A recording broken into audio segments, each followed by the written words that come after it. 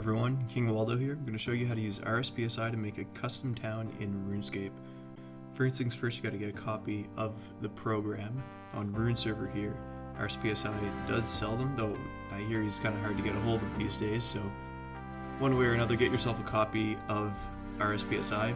Now before you load your cache, make sure you have the right plugins here. It all depends on what type of server you're working on. There are a lot that come with the program. For example, here I'm working with some folks on a server called Phantasm that's basically a 317 loading OSRS data. So this is the plugin I'll be choosing. Now once you load the program, you want to choose, depending on what you're planning, to either start a new region or a new map, or you could open from something already on RuneScape. For example, you could load the coordinates in RuneScape itself. You could load what's called a hash, I'll get into that in a sec. Just raw map files here, DAT or GZ files, or a pack, which is basically a project file in RSPSi.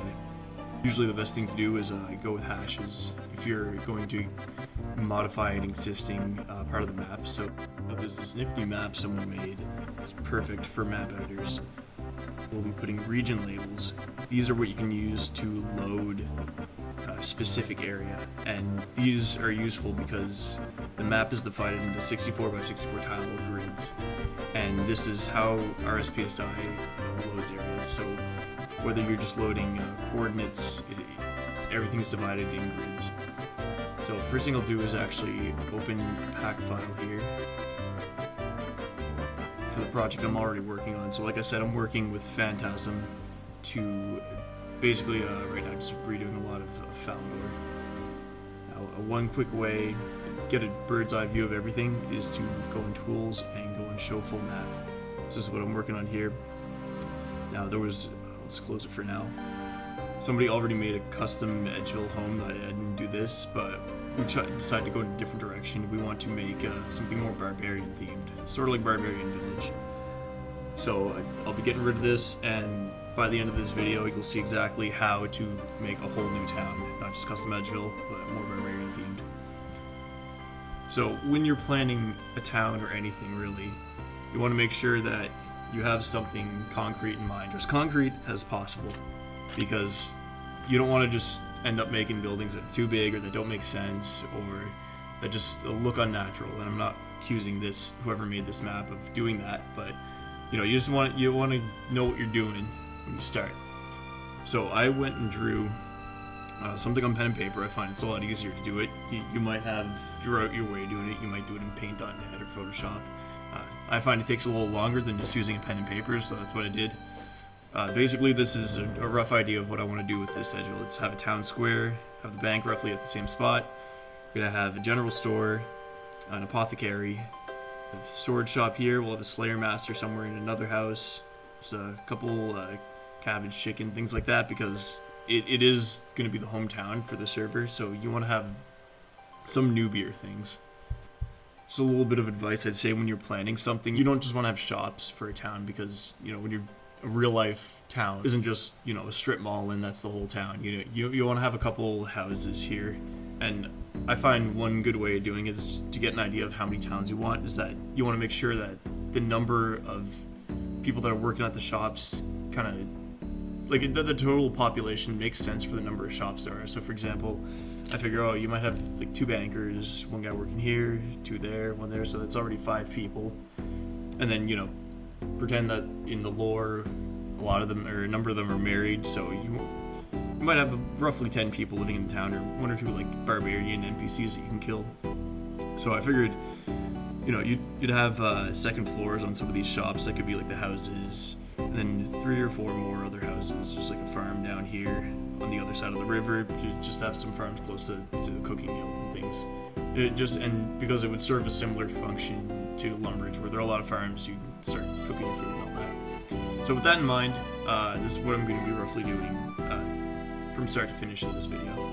So first thing we want to do before we actually start putting anything in the map is to assemble all the items, objects that we're going to use to build the town.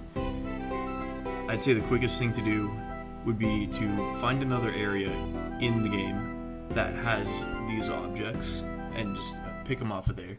Because, for example, if you go and show object view in the bottom right corner here, you add a list of every object that's in the cache. Regardless of whether you want to do it this way or not, I just want to give a quick rundown of what these types mean, just because it gives you a deeper understanding of how things are organized, and it just makes it a lot quicker. Because, for example, we'll go look at type 22. You get a lot of things that are just called null, and it can be a pain in the ass to find. This is basically like a ground object, some rocks on the ground. So it'll come with time. The more you look in the cache, you'll be like, okay, well, these objects are in this area roughly. But just a quick rundown of what these different types mean. Type 0 are just doors and walls, gates, things like that. Type 1 are also part of that, but these are corners of walls. So when you look down here in this map, for example, this corner area here, you just select that. This is a type 1 object. Type 0, type 0. Type 2 are similar types of walls, or are also walls, but these are like the inverted walls. I don't think there are any here, but given that everything's on a grid, and the way that these walls are placed, let me just add to Swatch here. These are basically a way of putting two walls on the same tile. That's what a type 2 does. Type 3 are pretty similar. They're like the type 1 corners, but let me just tile the windows this way. But rather than being diagonal, this doesn't look great, but yeah, it's basically a square-ended corner. So those can be useful depending on how you want to organize stuff or how you want to do your walls. If you don't want to necessarily do like rounded or cut off corners. Now going to type 4, these are a lot more interesting. These are wall objects. This is anything that hangs on the wall, like you see the sword and shield, similar to this one here. That's a type 4 object. Those can be pretty good because you have like paintings, shelves, all sorts of things like that. You've seen those like a torch, candles. So these add just a bit more spice in your house rather than just having beds, tables, things like that. Type 5 don't necessarily appear in this cache, but they are these sorts of wall objects, but diagonal. You can add them if you find any in the wild in the game, but they're a little hard to find, so all the better if you can plan your houses around not using diagonal wall objects. Type 9s are just diagonal walls, pretty straightforward. Type 10 are just your standard objects. These are trees, signs, flowers, anything that is just a solid thing on the ground, basically, that you can't walk through. Because you have things like grass here. These are type 22. I'll get back to it in a moment. These are objects that you can walk through or clip through, but these type 10s can't walk through them. So these are your bread and butter of making nature or anything around that's not strictly the house itself. Decorations within the house or objects within the house, like I said, beds and tables. Those are all type 10s. So you'll be seeing a lot of that. Type 11 are diagonal objects, same thing as type 10, but diagonal. 12 through 21, pretty much all different types of roofs. The way Jagex does this is kind of weird. I don't really understand it, but every different type of roof, so you see like a sort of slanted roof here that's type 12, so they're all this. I guess it's just their way of organizing it. Type 17 is the top of a roof. So that's, yeah, I won't go into exactly each one, but one good thing about these is that, for example, you see 1604. Every 1604 between type 12, and type 21, they're all part of the same roof. So you see a 1604, a sort of thatched roof. So when you're looking to make a roof, you just put in the ID of the object of whichever part of the roof, and then all the other ones will appear. Now, one weird thing is that not every roof has every category here, so sometimes you gotta mix and match. Or again, it's just easier sometimes to just find existing roofs in RuneScape and just go off of that. Especially like if you look at this one here, we'll just go up one height. You can see here it's just if you want to make this roof, if you want to recreate it, it's just easier to pick it off of the existing roof rather than just scouring through the cache. So as I was saying, that's what we'll be doing to get objects for this barbarian village. So if you look here, we have the hash ID for Relica 10553. Go to File, Open From, Hash 10553. As you can see here, there's width and length. Those are for the number of regions. If we go back here, pretty much everything is just in that one region, so that's all we're going to need. Right, I should give you the controls. So it's WASD to move around like any video game. To move the camera itself around is the arrow keys. You could also use the middle click your scroll wheel to freely move the camera. And you could zoom in and out with the scroll wheel as well. Left click is obviously to select things. Like for example, if we go up in the top left corner, you can select the tile. Or you can just straight up select an object. I'll explain the rest of these as we go along, but for now, that's all we really need to know. So usually when you're maneuvering that, I find it's easier, one hand on the WASD, the other hand's on the arrow keys. You'll get used to it pretty quick. So let's look at which objects we want to start off with. So let's start off with the walls. So what you want to do is select your object, select the wall. You can go and edit, add objects to swatches. Now the swatch is just what they call like the item bank here. Or you can do Control-Shift-I. Now we have the same wall twice, so let's just right click, remove one of these. Now again, keep in mind that each type of wall is, like each thing here is a different object. So you want to get these diagonal walls, these type 1s in as well. And we'll just get a couple other things here for variety, just for a moment. Yeah, one thing about these type 4 objects, like the wall objects can be a little tough to pick off, so you want to almost get on top of them. Alright, now that we have a bunch of things, in case you don't want to clear all, so you can save the swatch, and you can save that as a file, variant.jswatch. Perfect. And now, all you need to do, clear all, open, variant.jswatch. Sometimes it takes a minute depending on how many objects you have. And there you go, you have everything saved. And really, JSwatches are your bread and butter. Like, I'll just show you all the different ones I have here. It's just all sorts of different things. Some of them aren't really relevant anymore. They were for when I was making a big world map. I might put that in the description underneath. And yeah, those will save your life. It'd save you a lot of headaches down the road. So all the better if you can build a good solid set of JSwatches. Alright, now we're back in my existing project file. Now, first thing you want to do is get to where you want to go. So I'll just open the full map. As you can see, anytime that a pack file or when you load multiple regions, anytime you do that, it'll bring you to the southwest corner. That's pretty far from Edgeville, where we're going. So what you can do when you open the full map view under Tools and Show Full Map is you can just right click where you want to go, move the camera to this area. It's a lot easier, eh? So what I'm going to do first is just move this map over to the other screen. If you have 2 screens, perfect. That will make you a lot more productive. Now we are going to delete everything.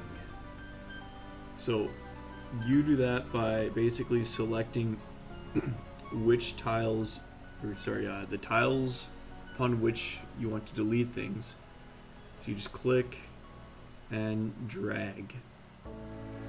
Now if you want to get a little more precise, or say you didn't choose everything you want to delete because I want to get rid of this other forest, you can also control click to add specific tiles to your existing selection, a bit like Photoshop, or you can shift and then add that way. So as you can see, there's a river and all that. I don't necessarily want to delete that, but say if you do select a little too much, like that, not a big deal. So when you actually want to delete things, pretty sure you can go on tiles. No, in any case, the way I always do it is I just hit the delete key. I'll just shift that over here. It's actually a pretty good idea to always have the delete and copy menus open. It just makes it a lot easier when you're manipulating a lot of tiles. You open copy by doing Control-C. So we'll just always have those open because when you actually go to delete things or copy things, it doesn't close the window, so you just always have them there. Now, as you can see, there are a lot of different things that we can delete right now, but we don't want to necessarily delete everything because, as you've seen there, we have rivers there that we don't want to delete. So rivers and any other thing like this, different colors on top of your background, are called overlays. So right now we'll just not delete those overlays. I think everything else is probably good to go because we may as well get rid of ground objects, existing objects. Like I was telling you, game objects kind of encompasses all those type 10 things like these bank booths, tables, walls and wall decorations. We went over that. So the wall decorations are these type 4 objects. It's pretty good because then you can, for example, like delete houses without necessarily affecting the nature around it. But right now we're just clearing everything. We can go into how to delete selectively a little bit later. So right now, yeah, we're just good to get all this. Oh, not underlays. Yeah, that's that sort of background thing I was talking. That's underneath the overlays. So like this blended sort of green here. That's all underlays. Better off keeping that. If you want to change the colors, like we'll get into that later as well. So just delete everything. Now, again, because I didn't want to delete part of my river there, still have these overlays. You can just kind of go back over it, whichever area you want to deal with. And then again, shift to select that stuff, delete. Okay, so it looks like however this person built this, they didn't have, like, they have some underlays that they just didn't include. So to add the underlays back, you go in View, Show Hidden Tiles. This is also going to be useful when you go up and do roofs later. So in order to place objects in like an invisible area, you have to show the hidden tiles. We'll get into that later as well when we're doing roofs. So these, don't know exactly what colors they are because everything's blended. So again, we can go back on View, Disable Blending. Okay, so it looks like there's a lot of different stuff here, and if you have your mini-map still open, you'll see it gets really ugly. Right now, let's go for a pretty chill green. You can make the brush a little bigger here. When you click something on the underlays, like in these bottom tabs down here, it automatically selects on the left here, paint overlay or underlay. So you don't have to worry too much about that, but if for some reason things aren't coming up or you're still selecting tiles when you have this clicked, you can always go to the left here, click paint underlays. So that's going to be good for now. We'll go back on select tile.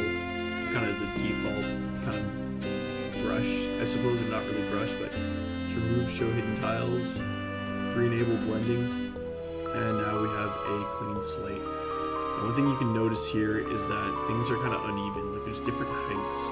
And we just, just to make things easy at the beginning, because we don't know exactly where we're going to place our houses, we just want to make sure everything's flat. So you can go in View here, Display Tile Heights, and it shows them for every single tile. Now, if we just want to do something that's kind of flat, and then we'll manipulate everything later, go back to just selecting more or less the whole area that we'll be working with. And as you can see, there's a lot of 488. So we can make that sort of the default height, and then, yeah, sometimes while you're selecting things, it can get a little messy manipulating too much of the camera, so you might have to do it in more than one go. Just shift-click, pick off some more, and we're going to go all the way down to the river. So it's going to look a little high up there. I'll show you how to blend in height stuff later as well, but the first thing you want to do is just get all your buildings down, just because it's more about laying a foundation. It can be dirty, and after that, we'll pretty everything up once we know where things are, because that's really the important first step, is just getting everything where it's got to be. Because if you spend too much time making things pretty, putting all the ground objects and all that, and then you're like, oh shoot, I want to put that house somewhere else, then you have a lot more work to do at that point than if you just place everything down, put your foundations down, and then you pretty it up after. So okay, so we got a bunch of stuff selected here. We want to make it exactly height 488. So go down to the bottom center here, type in 488, enter, just to make sure that little slider is actually selected. Then you go on tiles, set absolute height. Now you saw there's another one there, set relative height. That's more for doing roofs, so we'll get into that after. Just because having all these numbers is kind of annoying now, we'll just remove the tile heights. Then after that, yeah, we can start building our houses. So let's see here. We'll start off with some walls. Maybe yeah, if you have your little drawing for your plan, how you're gonna do the town handy, that's always pretty good to have right next to you. So we have one house that's sort of in the bottom corner here. I don't have it open on my computer anymore, but I have it in front of me in person. So we can kind of put a house here. We don't want it to be too close to the river necessarily, because as you can see, once we start blending all the heights back, it might intrude part of the house or might make it sag. So we don't want to get too close to some of these edges, especially where you know that you're gonna move some things around. That might actually be too big. One thing to keep in mind is that, you know, in RuneScape, when you look at a lot of houses, they're not actually that big. Unless you're talking about Zaya or something, you see that there are a lot of big houses. It's kind of, yeah, not that great. So as you can hear, sometimes there's, or as you can see here, sometimes there's a little bit of like walls are getting invisible. I'm not too sure what's up with that. I don't usually have that problem. Just in case, you could do something like you go on tools here, force map update. It's just like a hard refresh. There you go. It's looking great. That sometimes happens depending on your caching, the plugin you're using when you manipulate heights a lot. Say if I wanted to bring this back down, like put this down closer to the height of the river, there's a chance that these objects, like the walls, might stay up or but if you ever get that, or especially with roofs, that can be an issue too. Just force map update, hard refreshes everything, and then you're good to go. But like I was saying, a lot of houses in RuneScape aren't actually that big, and yeah, it's just in general when you're designing houses and stuff, you kind of want to go with how RuneScape's done it, just because people are more used to that. I mean, don't get me wrong, feel free to experiment with stuff, but it's not very necessary. Usually when I design houses too, I want to have like a sort of separate area for a bedroom. I mean, this house is going to be pretty small because you know, barbarians are poor, and not too much going on here. So they don't necessarily need to be big houses. I'll go for a small table too. I usually like to put shelves right underneath tables. It's kind of cool. Where was that wall I had? There we go, with a window. Kind of put some of these here. By the way, if you find that you're just adding a bunch of objects and you know you want to keep your walls organized, you could actually just click, drag. Doesn't always work. Oh, there we go, it worked. It's pretty cool. And we'll just put the corners here. But yeah, generally I like having, even if it's just a single room, kind of having a bit of separation. As you can see here, it's a little too cramped to have a range on the outside. Oh no, wait, that's where we, oh no, our cabbage patch was going to be a little further up, so yeah, maybe let's just put spit roast just outside of their home. So they're barbecuing while overlooking the river. That'll be pretty nice. And we're kind of putting the house just in a corner here because I was probably going to put the bridge right around here. We'll get into how to do bridges later because they're a little more complicated than they seem. It's kind of annoying. Right, and just for consistency's sake, we'll go see how they do the floors down here. So, you know, we were talking about overlays earlier, like for rivers. Those are the same type of tile, the same type of thing as paths and the floors for houses. So rather than, you know, clicking over here in overlays and trying to guess exactly what color it is, you can go on tiles, get overlay from tile. As you can see, it shows this one here. And now we can just go right back to our home and just paint those. There you go, you got a pretty rudimentary house. See what other objects might fit with that. We can still have some semblance of a kitchen, or you know, put some shelves. And maybe put a, no, those are crates for something else. Put a little churner, even if they don't have cows here, they might do that in their free time. We can find some other things to decorate these houses with after. Oh yeah, just put that here. This might not be applicable to barbarians, but depending on your town, I usually like to have a bookshelf and a rocking chair in there as well. Just, you know, you want your people to be smart, right? So give them some books. Yeah, we can put a chest here as well. Yeah, maybe just facing the front door. It just kind of adds it, like pads the house a little bit, even if there's not too much to it, but not terrible. You know what we could even do actually is probably put the chest on this end, just away from the window, and then put the bed this way. And then that opens up a little bit more room if you want to put yet another shelf. I think we had a shelf here with books. Okay, yeah, so they're not completely stupid. You know, you could even put the shelf like on top of the chest, gives it a little bit more there. So yeah, actually let's do that. And then put a crate. So who knows, maybe they put their swords there. They put their money in the chest, swords in the crate. Let's put another window or two around here overlooking the river. And bada boom. Oh, that's pretty much on the same level as boom goes the dynamite. Yeah, sometimes when you're putting walls, sometimes you overshoot it and they just kind of appear anywhere. You can just delete those, right? Here's a delete object thing, pretty convenient. So there you go, you got a pretty rudimentary house. As you can see, for some reason, the walls and the windows have a slightly different interior color. I don't know what's up with that.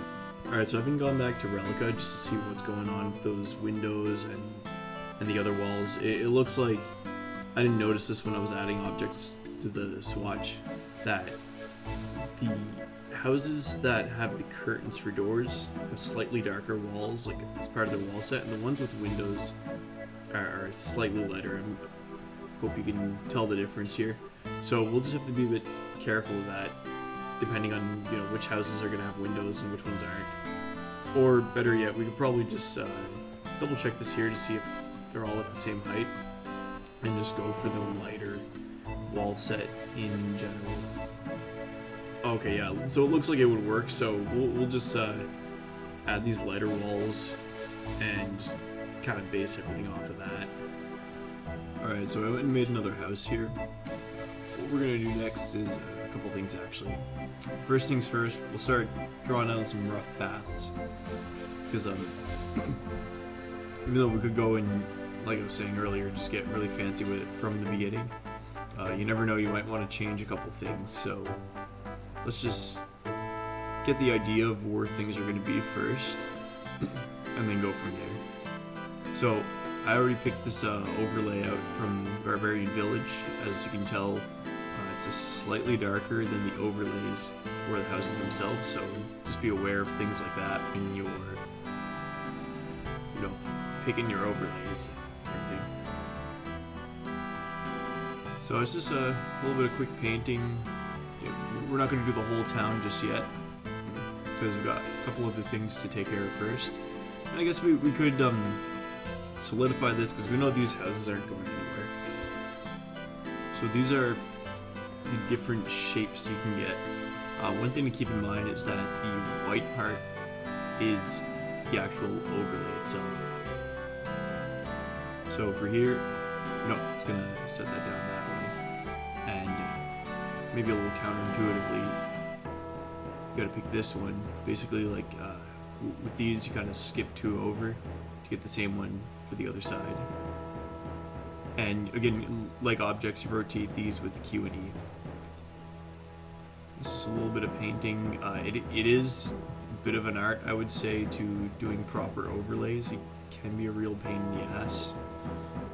And, you're gonna play around with these a lot. Like, I don't know, it's my least favorite part of doing any map, just because it's so tedious, so annoying.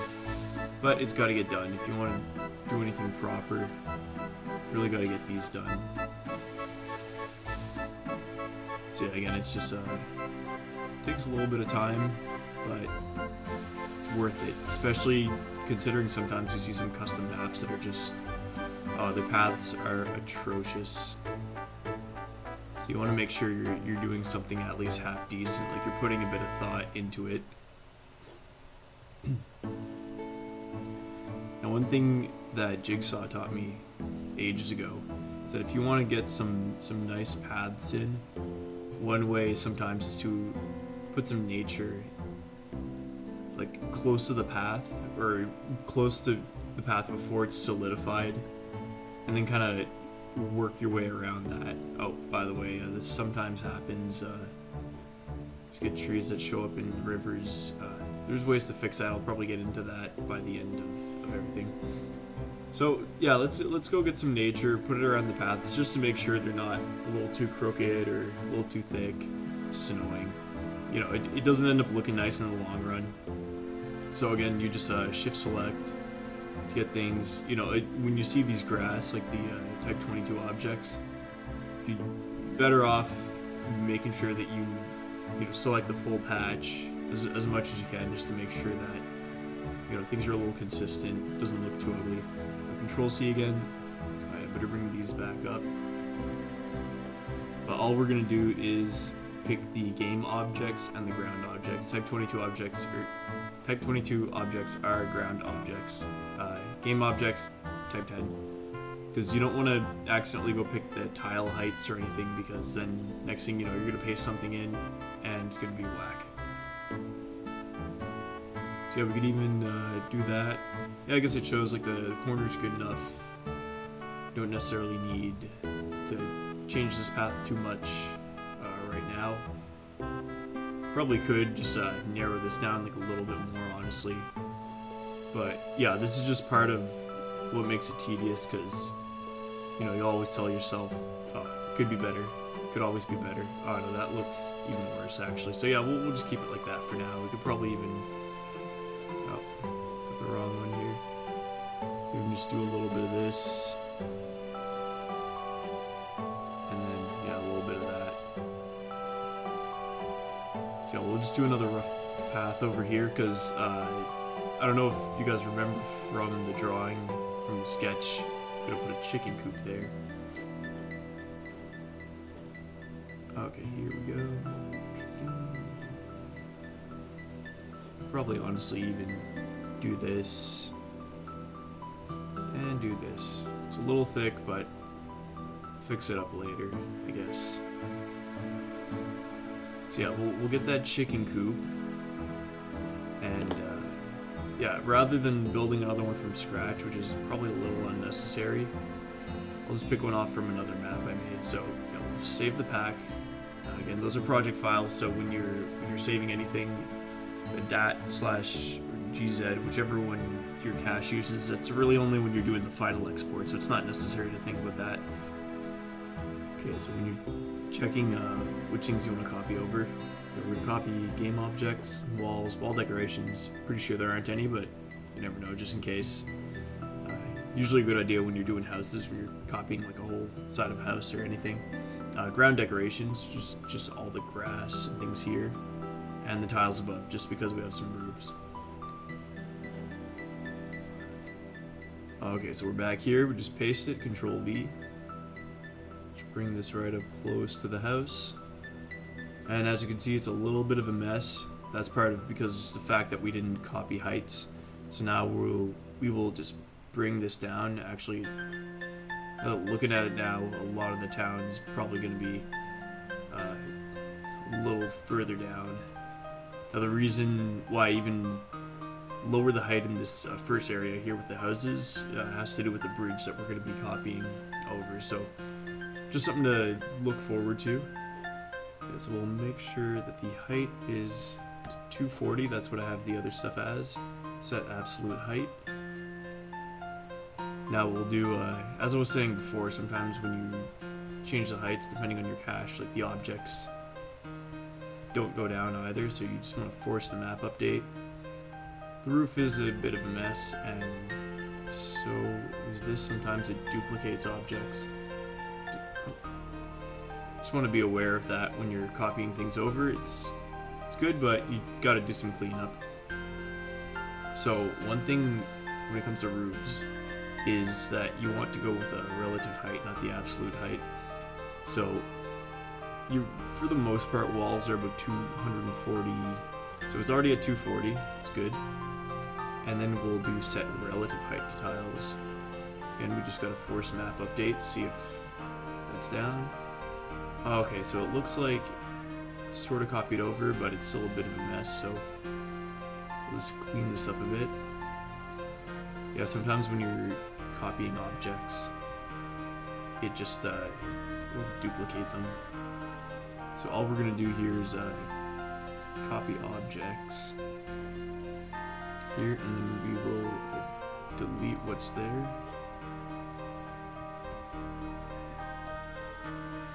Just objects, just in case there's anything else there that might get erased, and we'll paste.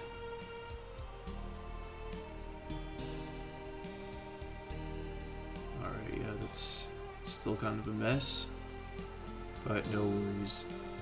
What we could even do here is just select the object itself, copy paste that, get a bit more control. Oh. Yeah, roofs are not the most fun thing to do either. But yeah, no worries, and then we'll just delete that. Go back down to height 0. And yeah, like as you can see here, the walls kind of clip through, but I'm pretty sure in game that's gonna look alright. It's just the map editor doesn't always have the best like clipping with roofs. And looks like part of that roof is still there. Okay. And just to be sure, we'll just copy paste this. Put that there. Yeah, it's like that's one thing to keep in mind is just this program. It's made by one guy. It's not perfect. Doesn't render everything perfectly. As you can see, it's also using almost 40% of my processor power, bunch of RAM.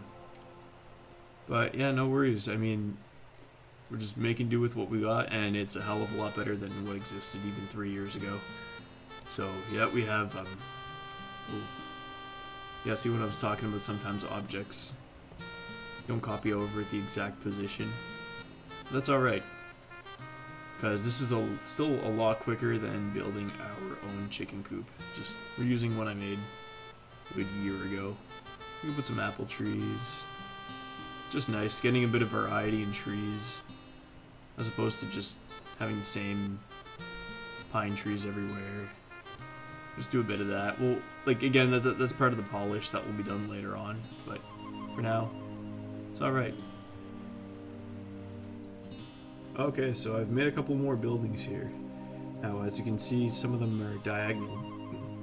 Those, again, take type 11 objects as opposed to type 10. Just for your regular tables and all of that. Those can get a little tricky, as you can see here. They don't exactly line up all the time. So if you want to get stuff right up against the wall, it's a little trickier. You don't have as much maneuvering space there. And there's always a chance, depending on what it is, that you might just shove it through the wall unwillingly. So you got to be a little careful with those. Ladders, they don't really work with type 11 stuff, so I got a regular ladder here. The reason for that, as you can see, is because the way ladders work, if you want to be able to see through the floor, is that you basically have to erase the overlay.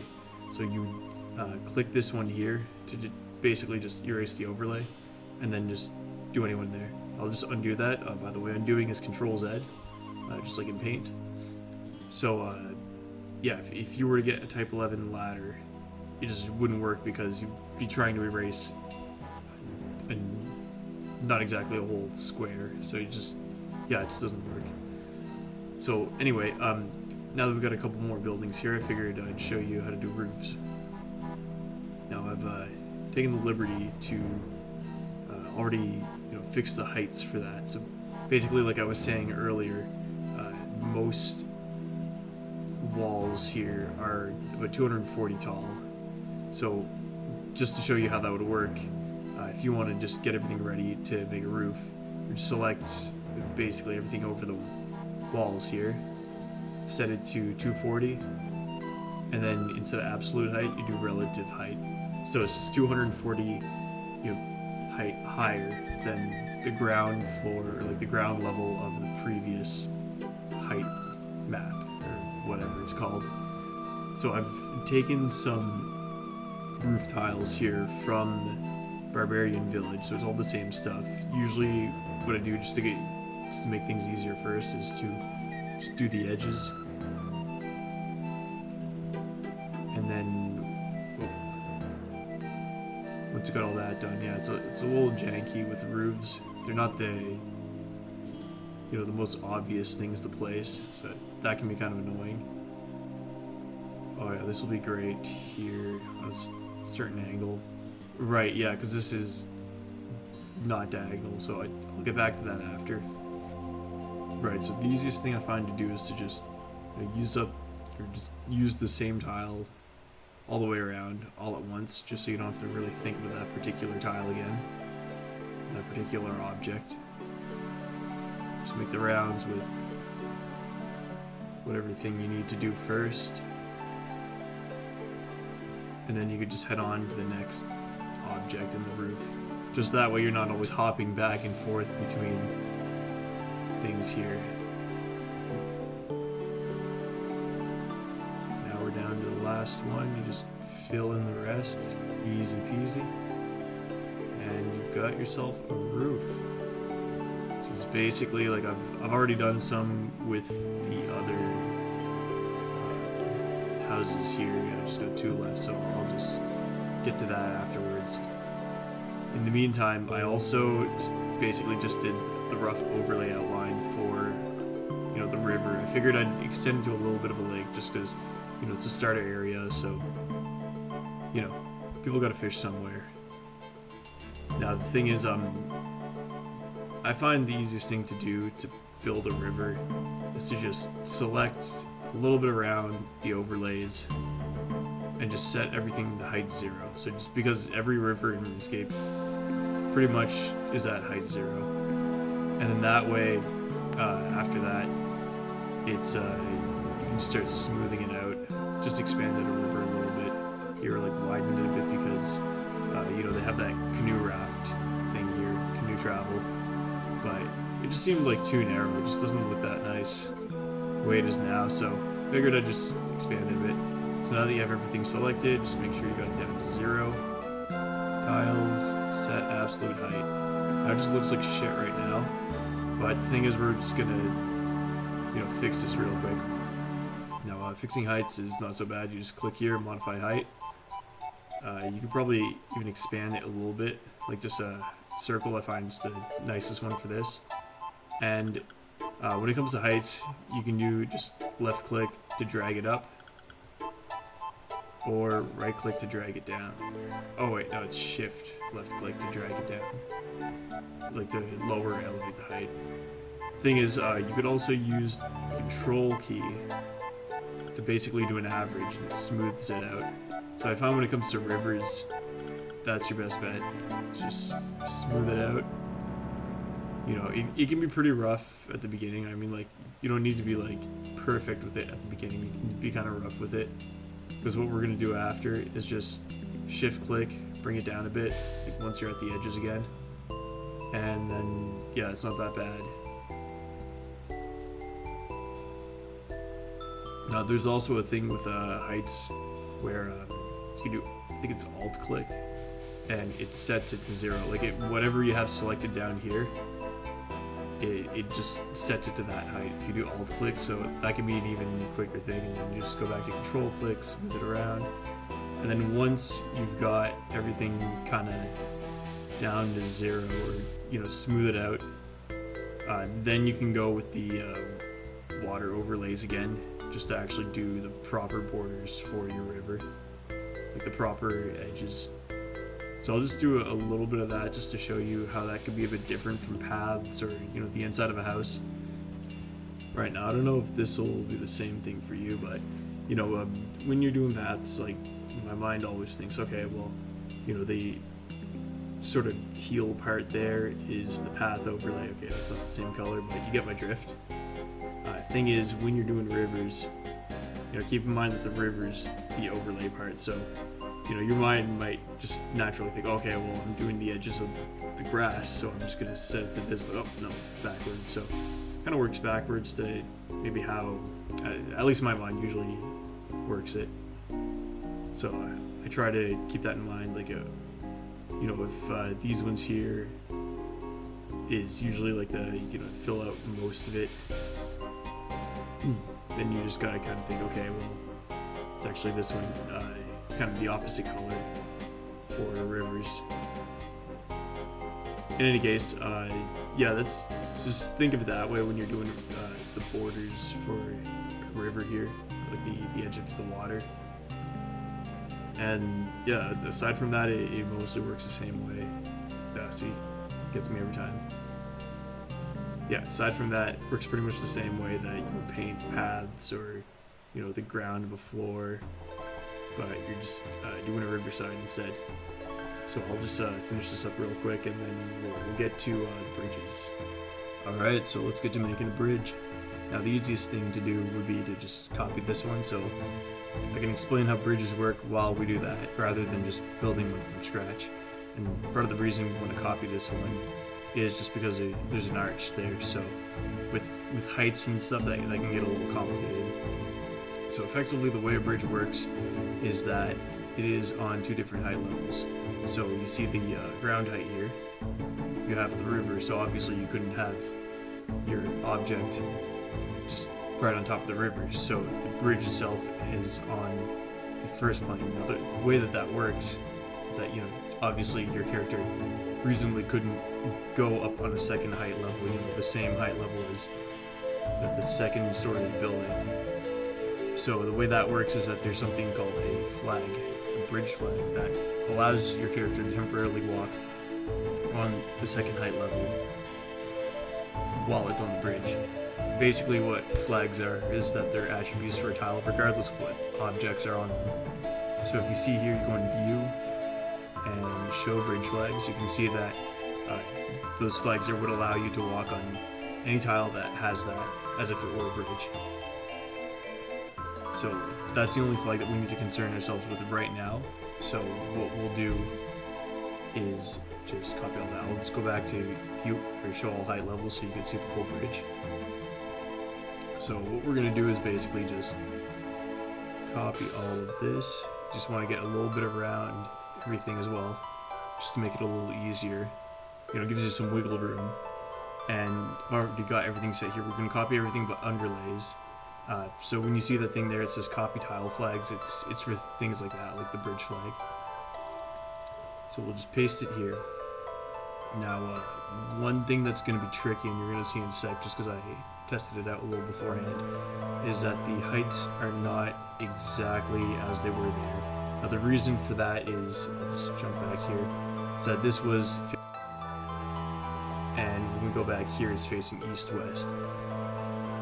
Now the reason for that is that when it comes to heights, as you'll see here, I just clicked on modify height, it always is relative to, like, the beginning point is the southwest point of a tile.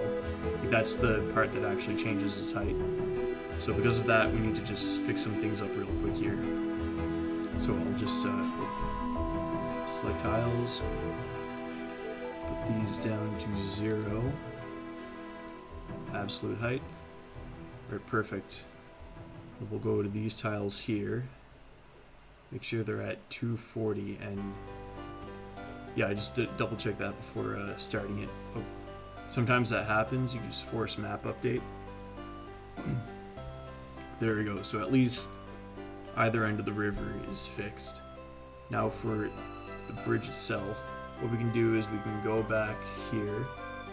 By the way, if you forgot how I did that, is that when you have the minimap open, I have it open on the other screen. You just right click on a point on the minimap and then do a move camera to. Again, you could pull the minimap up by doing a show full map.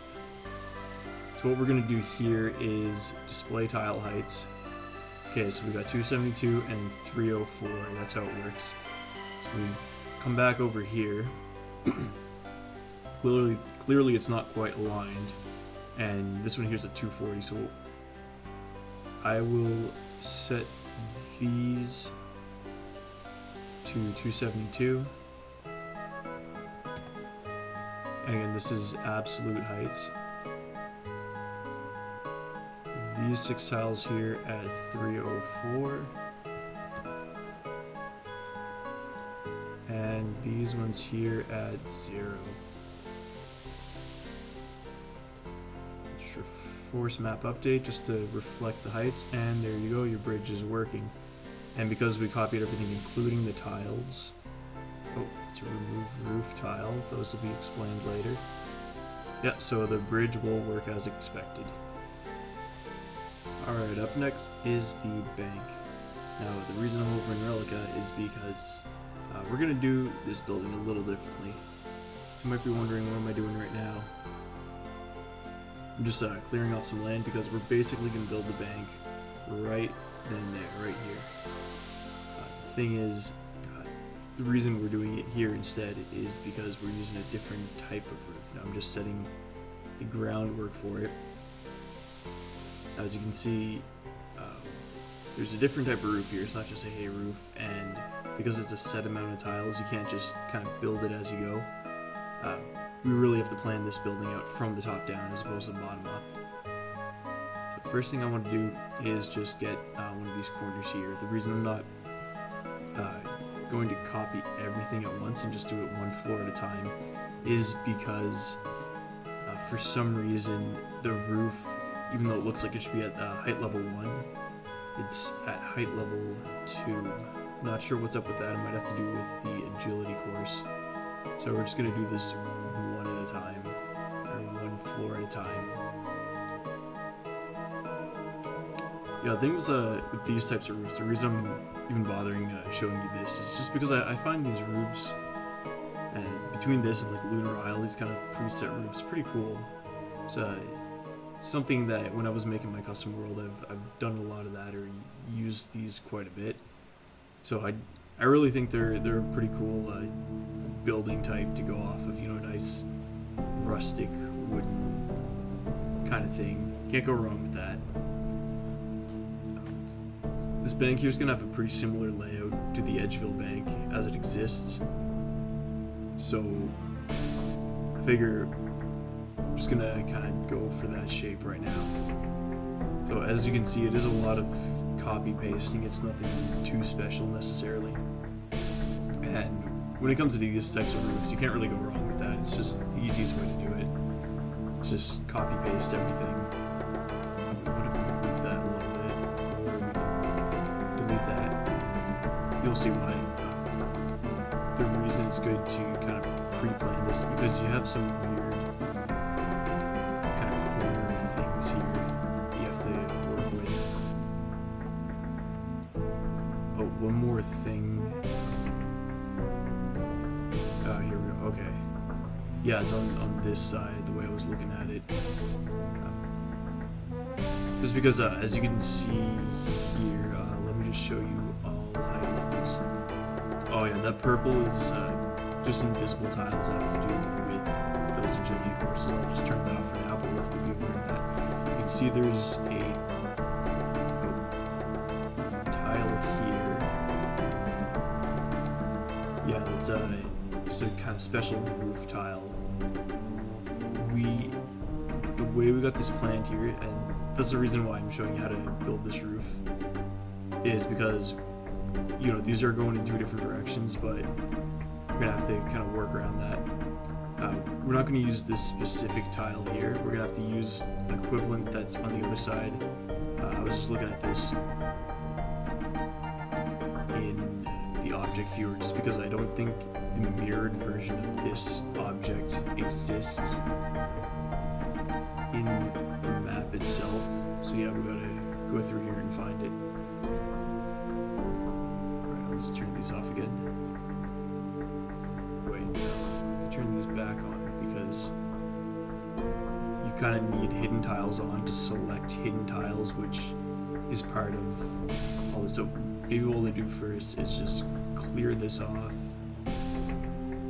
It's just annoying, gets in the way. Clear that off, and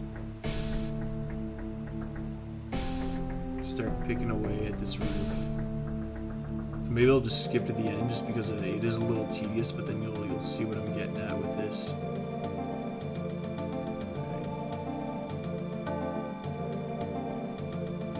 Right, actually before I do that, check this out. You got a little bit of bleed over. You can just delete it. You know, it doesn't have to be perfect or right at the beginning. It's just about getting your foundation down and just making sure it doesn't look like shit when it's all done. Alright guys, so I finished everything up here. Just cleared out the interior as well. And I've been trying to just make things as symmetrical as possible. Now, this obviously isn't a necessity, but I find whenever you can afford to give yourself a bit of symmetry, just space the windows, holes, things like that, as equally as possible. It just, you know, adds a little bit of a nice touch there. Okay, so now to bring this over to our main map. The easiest way to do that, especially if you want to manipulate some stuff later, would be to export selected tiles. This basically creates a separate file for just specifically this build, and you can choose what you're exporting as well. So because we basically copied everything over flags, so like to remove the roof when you enter, I'll explain that one a little once we get to the flags portion. We'll do that at overlays just because we have a different color inside here, and just tiles above. Obviously we want to bring the roof with us, so we'll just save everything here, and we'll just call it ink.jmap.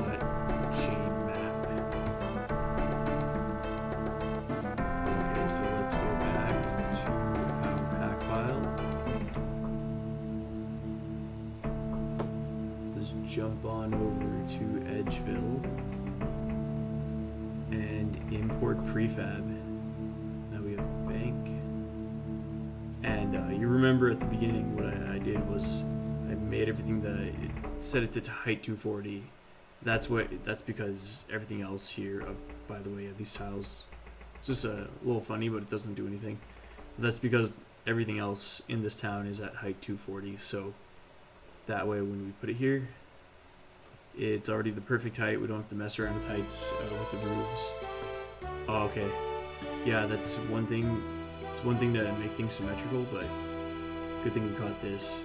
The poles are a little different at the roof, so we'll have to just shift all this over. Delete this.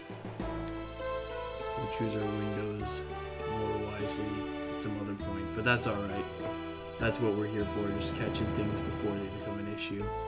And as you can see as well, because of the height here, we're going to have to change the river a little bit, so we'll get to that afterwards. Alright, so just a few things before we get on to paths and finishing up nature.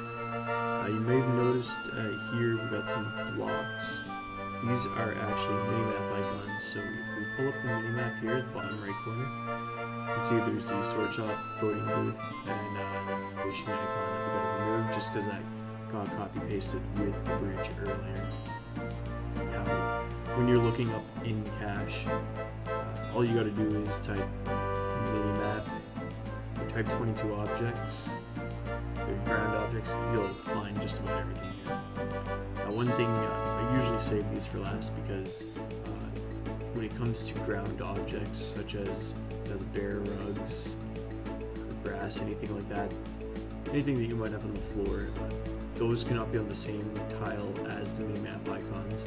So you usually try to get the minimap icons to work around the other ground decorations that you might want to put in a house or anywhere else.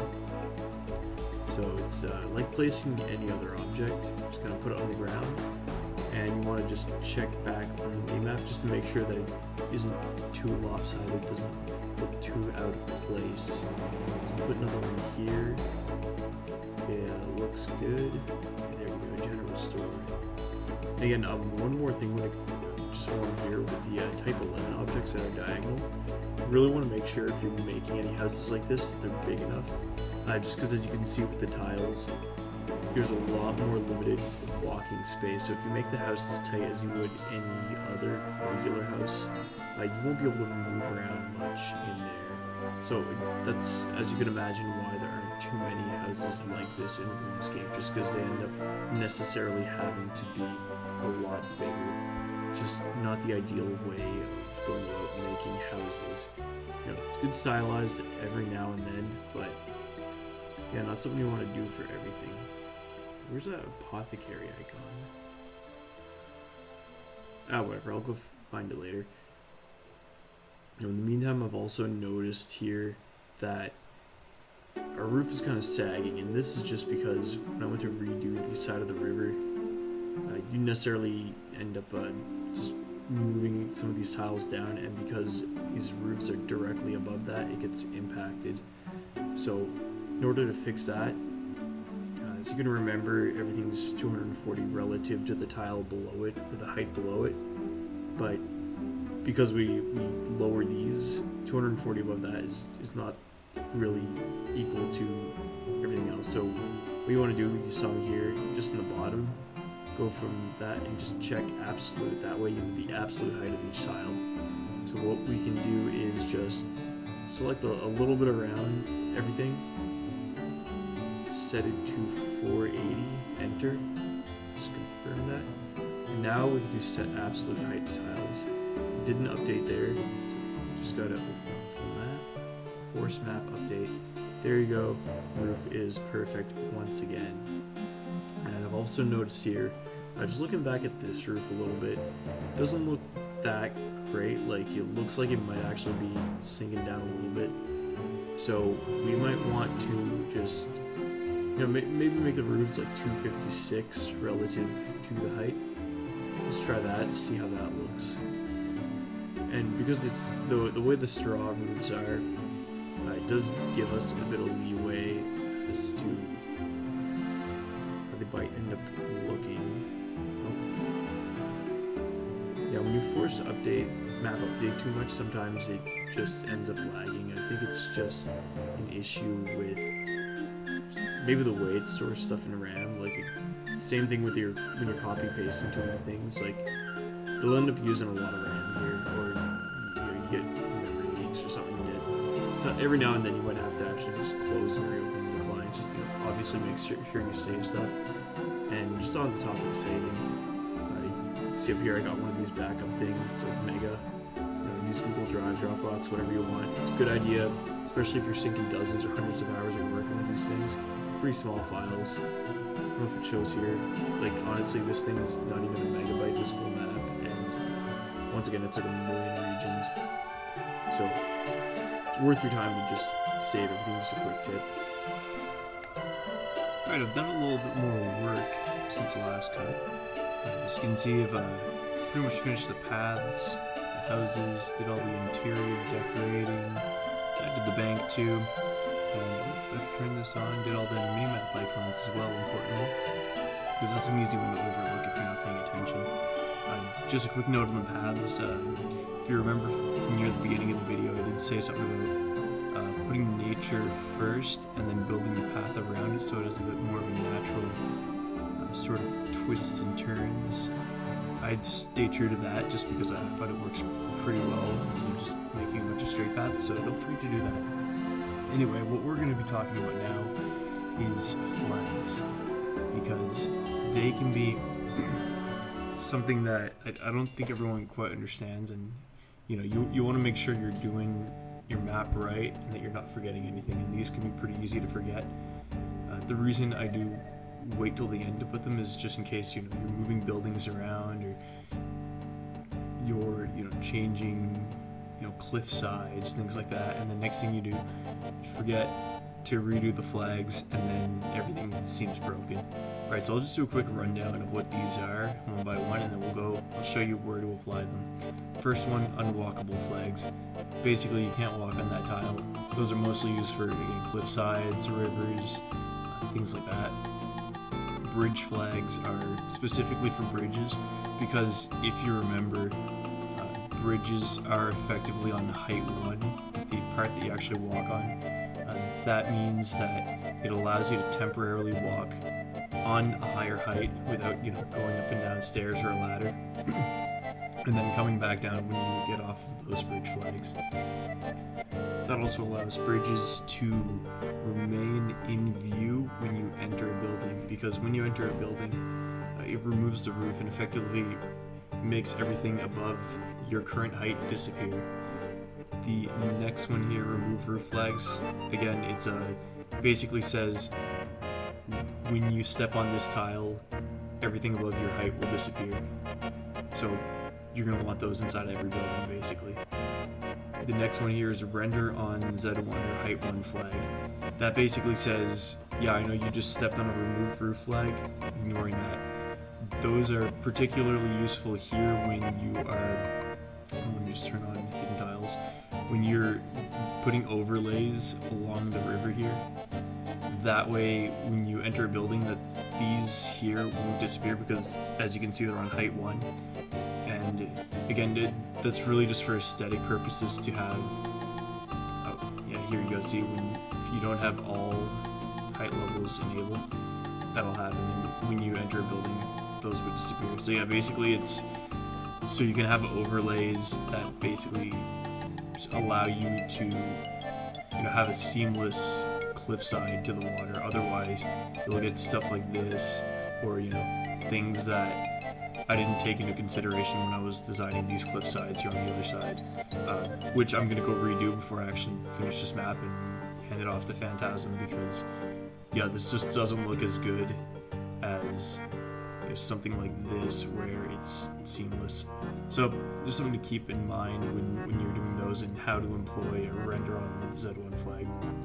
And disable render flag basically means that whichever tile that is on, that object won't appear on the minimap. Now those aren't, it's not something I ever really used because I can't really think of a case you'd want to necessarily do that unless it's, say you're doing a maze and you want to just, remove all the walls on the minimap so people can't cheat or go through it. Maybe it's something like that. Maybe it's more for puzzles. I can't think of anywhere in RuneScape where they employ that, but I wasn't ever really gone looking for them. Right, one last thing as well that I want to bring attention to is just the underlay here. If you remember just from the previous cut, everything here was, just bright yellow. This is a design choice from whoever made the original custom map here for Edgeville. So I wanted to make it more like Barbarian Village here. Now, the easiest way to do that is just to see exactly how they did it. So you're going to want to go on Disable Blending, and then you can see the actual underlays, because this is all underlays here. So just because I gotta touch a couple things up, I don't know if you can see on the minimap here when I go back, it's kind of a mess. But just looking at how Barbarian Village did it, and for something like this, if you're not too sure how to blend different underlays, it's easier just to go see how Jagex did it, because all in all, they did a pretty decent job with this stuff. So if you want to do something like this where the paths are visible, but it's not too dark all around, because this darker underlay can get dark pretty quick. Yeah, you're just going to want to have it directly underneath the path and just bleeding out a little bit. I have it kind of in excess, but it's all good, honestly, because it's not too bad. But yeah, basically you take the underlays. I find it's easier to just paint it with, blending enabled, because yeah, you just get to see the end result right away. So I find it's easier for something like that. But yeah, you got to be pretty gentle with underlays overall. You don't want to get too wild with them too fast, because things can get really blended. See, this is already, just did 2 soft brushes and it's already pretty much a whole different color. So yeah, the effect I'm really going for is just a gentler, lighter brown. Nothing too wild. And then maybe bringing some green back just so we still get a bit of a forest around here, but still having a bit of that, kind of darkness to it, just because, this is Edgeville after all. Even if it's not, Edgeville as we know it, it still needs to have a bit of that kind of dangerous feeling, or darker feeling, grim feeling to it. So I'm going for a bit of that, but you don't want to make it just a solid color, because that's not terribly exciting, honestly. Much like my voice right now. Okay, now that we're done with that underlay tangent, let's go to actually just applying those flags real quick, because it's not that hard, it doesn't take that long. But, you know, you want to make sure you're doing it right. So let's just do one at a time. Okay, remove roof. As you can see, there are already some remove roof flags here, just because, you know, I was copy pasting buildings. And as you can see here, if you have copy tile flags enabled, it'll just bring those flags with you. So yeah, you go on view, say show or don't show, whichever flags you want to do. So just go and select flags here. Choose which one. This is on MISC, by the way. Miscellaneous. We'll just do them one at a time just because it's a lot easier. Okay, so every tile here, so as soon as you enter the building, bam, that roof is gone. Just do this pretty quick for every building. Oh, I'm gonna blend that over. It's not very necessary, so what you can do is just, if you uncheck everything, basically removes flags. It should anyway. There we go. Yeah, that's just the quickest way of doing it. You know, you don't want remove roof flags kind of randomly anywhere, because that way, you know, those will be walking down the street and next thing you know, yeah, all the roofs are gone, the player's not going to know what's going on, they're just going to hate everything, they're going to want to quit your game, and there you go, you don't have any friends anymore. So don't let that happen to you, like it's happened to me, and I think you'll be okay. Just get those flags in. Also going to want to get those on the second stories if you ever have any, because that could be an easy oversight if you're just, you know, you're too gung-ho, you got all your flags and you're having your fun, but you forget about those second stories, and once again you're just in that dark pit of despair because you know that you've deployed a product and you done fucked up. And you're going to be a laughingstock of room server for ages and ages. So don't let that be you. And get those flags in right. Now, because I completely copy-pasted those bridges, they should already have the bridge flags. Let me just check that real quick. Bridge flags. Okay, yeah, they were red tiles. Red tiles are evidence of that flag being enabled. You could also have multiple checked here, and that can be kind of annoying because you know, if say you're just you have everything enabled here and you're just looking for one specific flag, then you kind of, you know, you have to play whack-a-mole, you have to enable them one at a time. That could be a little annoying, so keeping them all disabled until you actually need to check that particular flag is just the easiest way of doing it. But, you know, keep in mind as well, it's not only about scouting down whatever particular flag you're looking for, but keep in mind that a tile can have multiple flags at the same time. You know, say it's a bridge that's also under a roof, you're going to want a bridge flag and a remove roof flag, right? So now we're going for unwalkable flags. Uncheck that, check that. And, you know, it's not just about having it on the river itself. You might want to, go back here, you might want to get them around, there you go. You're going to want to get them on some of these, like, half tiles, as you can see. Some that aren't completely, you know, out of the water, but not completely in. So, usually I find those, like, 3/4 ones here, like those two that are, yeah, these two. Yeah, you can kind of get away with players walking on those. It doesn't look terrible, but you know, that's pretty much the limit to that. And even then, maybe not on everyone, depending on, say, what the angle is. Because, you know, if you also got like some real steep hills here, that could be the sort of thing you want to ask yourself, like, should players really be walking here? Does that make sense from like a game standpoint? Because then, yeah, sometimes it could just look bad. So, you know, use your judgment for something like that, where you want players walking and where you don't want them walking. But yeah, that's all I really have to say about unwalkable flags, because it's pretty straightforward, you know. It's like, do you want people, you know, pulling to Jesus walking in the river? Maybe not, unless you're going to be one of those servers, whatever that means. So yeah, I'll just get the rest of those later. Let's see, I think that's all we really need for these kinds of flags. Render on Z1, yeah, that's just, you know, if you're doing these overlays here, but you know, keep in mind you have to put it on the height level, so you know, because you want these tiles to be rendering at, you know, any height as opposed to the ones below them, because they're already on height 0. Oh, I made those unwalkable flags. See, this is why you gotta check this stuff every time. And yeah, even though I unwittingly set them as unwalkable flags, all you gotta do is only check the render on Z1. It basically replaces that with this flag, so that's a way to quickly erase flags. Okay, so everything's done now. I just added a couple more things I want to show. So first is this prayer altar here. It turns out there's a statue with a pray add option. If you're wondering how I did those flames, those are just on height level 1 with a render on Z1 flags over those flames. So hopefully those will be animated. Not sure how they'll look in game. I just changed the bridge over here.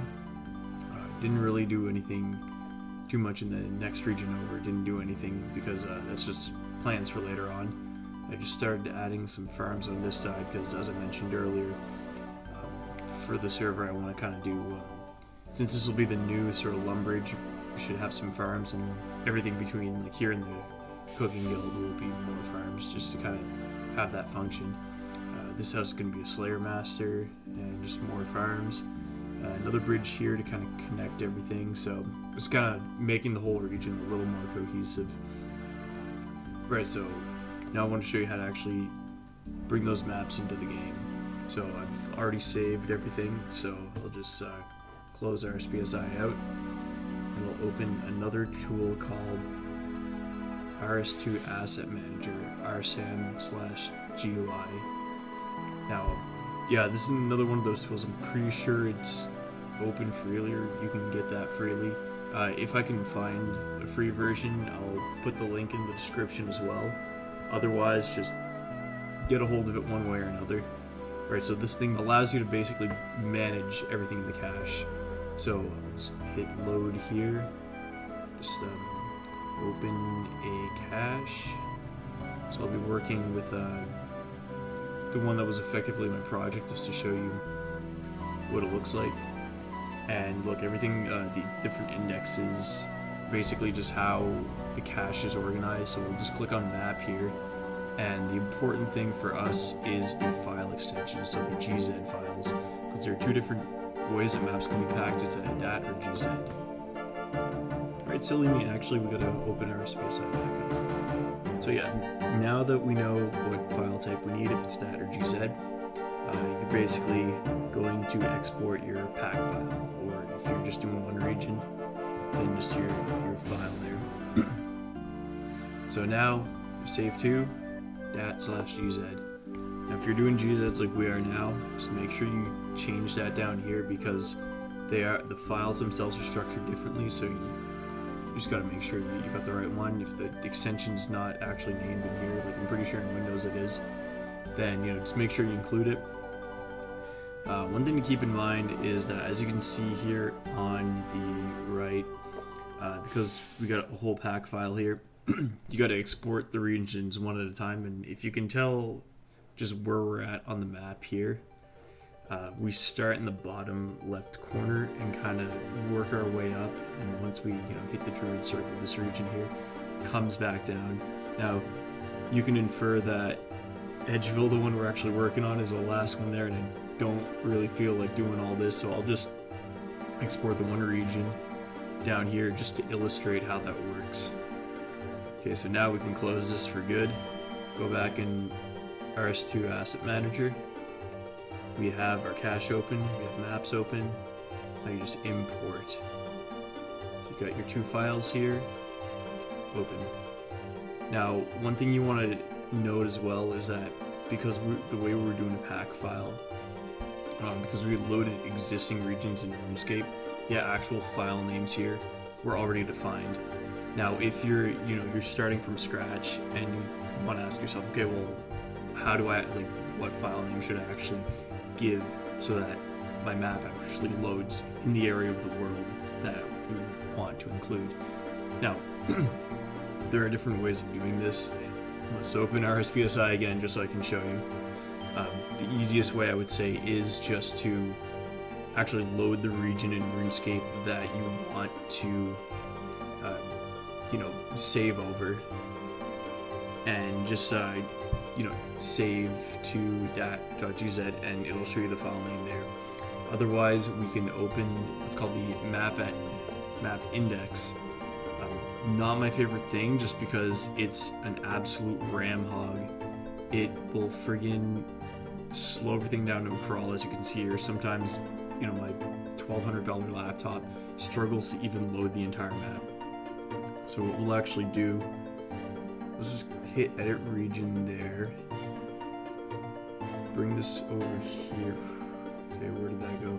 Anyway, when you hit edit region, it opens up another window that actually gives you the file names for the landscape and object. You have two different files, this one here and this one here.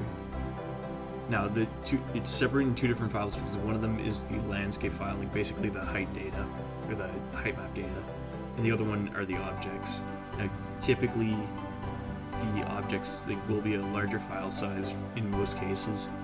Another way to just keep that in mind is that landscapes are the even numbers and objects are the odd numbers. So we'll just load that there just to make sure that I've got that right. Okay, cool. So that's how you can tell. And again, yeah, if you're just going off of, say, just any old pack file for something that you kind of made from scratch, yeah, like let's just take my unfinished map here. Yeah, if you're just trying to save this, just because I started from scratch, you go to save pack or dat.gz. It just lists it as 0 and 1 because you're not editing an existing region from RuneScape. So then you kind of have to go into the map index again and just think, okay, well, where do I want to place this in the world? When you're making custom maps like this or custom regions, just keep in mind, I don't think there's really a way to insert them into these null regions here. So honestly, don't even try to do that. Your best bet, like with anything, when you're creating new regions, is just to replace existing ones in RuneScape. So then for you, it kind of becomes a question of, okay, well, if I want to do this whole custom world, what you kind of what's the give and take? What do you want to take away from RuneScape in order to create this new area?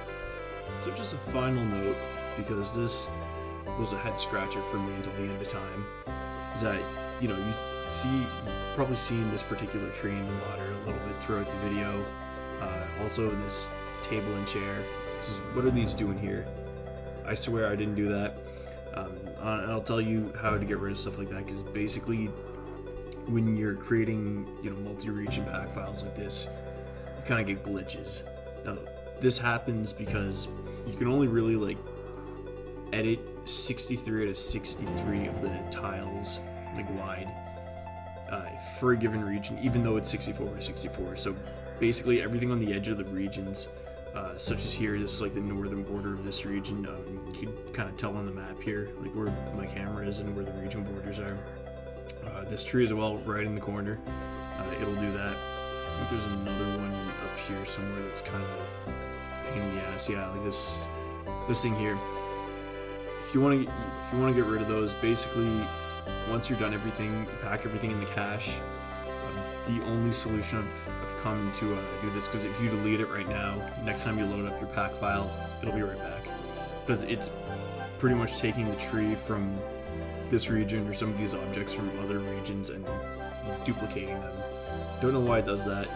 Hopefully Buddy can fix it, but for now what you have to do is pack everything in the cache and then only load the two regions that are sort of impacted. So say this one here that's kind of highlighted in blue now, and the region adjacent, so the one with Barbarian Village, you have to load those two regions exclusively, delete the object, and then save those two as gz or dat files, pack them again, and that will fix it. So just one last little nugget of wisdom before you guys head out and make your awesome worlds, because yeah, it took me, well, not hundreds of hours, but after hundreds of hours of working on maps before I figured out what the hell was going on there. So just keep that in mind. Don't panic if things just seem like they're going to be glitched forever, because it doesn't have to be that way.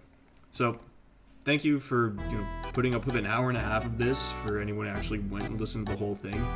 I know some of you already know how to make maps, so you didn't need to learn all of this, but I thought this would be a good tutorial. Just kind of mix how the controls are, what the different menu options are, how to do this and that, all while actually showing you how to create something with that kind of fits in my design principles.